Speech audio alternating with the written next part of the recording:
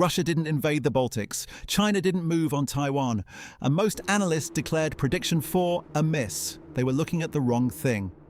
In the last video, I walked through 5 predictions Professor Jiang Xueqin made for 2026. 4 of them have either confirmed or are actively unfolding. If you haven't seen that video, the link is in the description. Watch it first, then come back, because what I'm about to show you only makes sense if you understand how Jiang thinks. Here is what most people get wrong about Prediction 4. They heard Russia and China exploit US distraction and went looking for tanks crossing borders. That is not how great powers operate when the math is working in their favor. Jiang's framework is not about predicting invasions. It's about predicting what rational actors are forced to do when the incentive structures shift. Game theory doesn't ask what a player wants. It asks what a player's dominant strategy is given the payoffs in front of them. Right now, Russia's dominant strategy is not to launch a new war. It's to bleed America quietly while America's attention is somewhere else.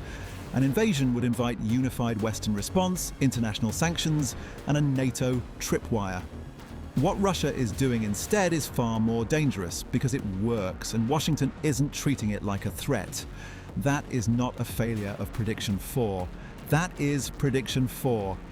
On March 6, 2026, multiple US officials confirmed to the Washington Post, CNN, and NBC News that Russia is providing Iran with satellite imagery, real-time targeting intelligence on the locations of US warships and aircraft operating in the Middle East. Russia is feeding coordinates of American forces to a country actively firing missiles at American bases. The Pentagon's response: Secretary Hegseth said he was not concerned. Read that again, not concerned. Your adversary is giving your enemy a targeting map, and the response is that it doesn't rise to the level of concern. That tells you everything about how badly America has miscalibrated what a conflict with Russia actually looks like. Ukraine's President Zelensky stated publicly that more Patriot interceptor missiles were consumed in 3 days of the Iran campaign than Ukraine has received since 2022. The United States produces roughly 600 PAC-3 interceptors per year.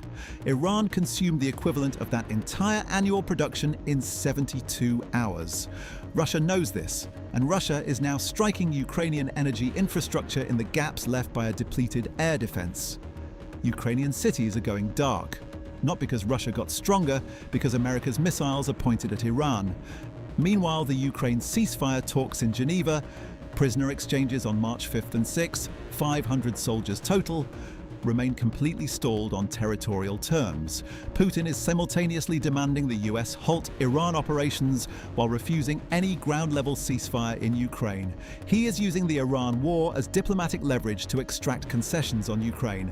That is not opportunism. That is a coordinated strategy running on 2 tracks at once, while Washington is focused on one.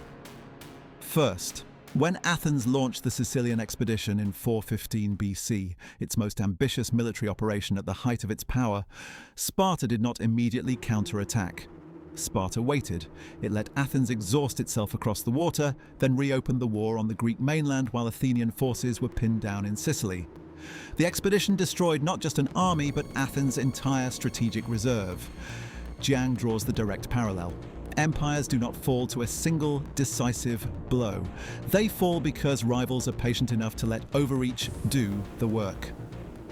Second, in 1956, while Britain was consumed by the Suez Crisis, militarily successful, diplomatically catastrophic, the Soviet Union crushed the Hungarian Revolution. It did so without meaningful Western response because the West's political and military attention was locked onto Egypt.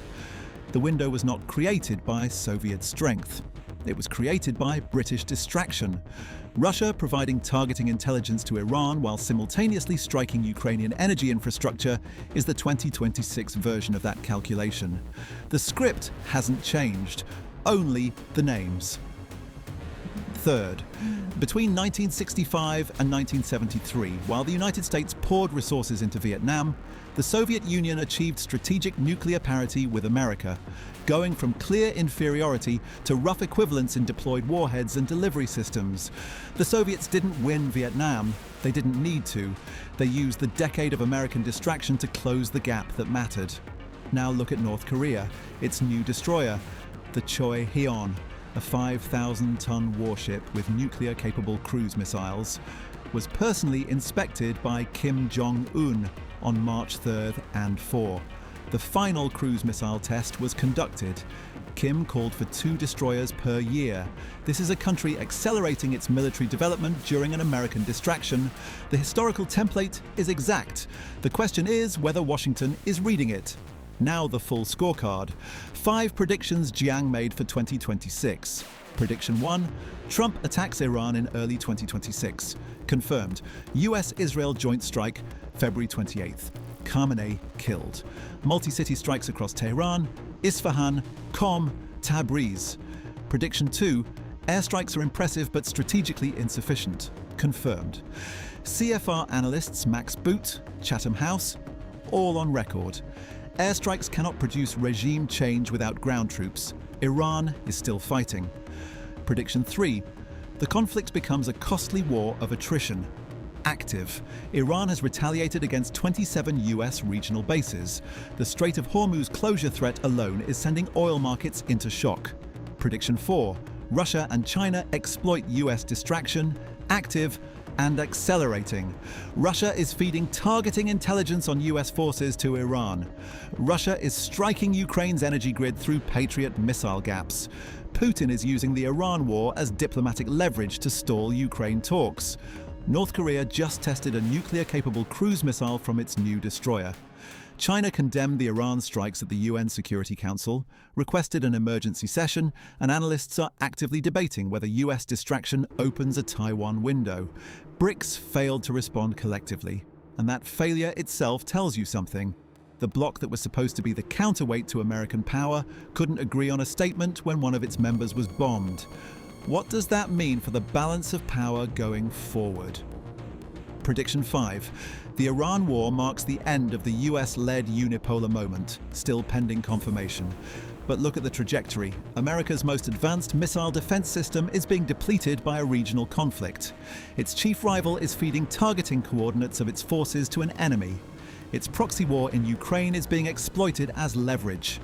And the bloc that was meant to challenge US hegemony is fracturing under pressure. Jiang said this was the beginning of a new balance of power favoring the East. The scoreboard is not there yet, but every single structural indicator is pointing in that direction. So here is the one question I want you to answer. Russia's dominant strategy right now is to bleed America slowly. Not through direct confrontation, but through intel support to Iran, energy strikes on Ukraine, and diplomatic stalling.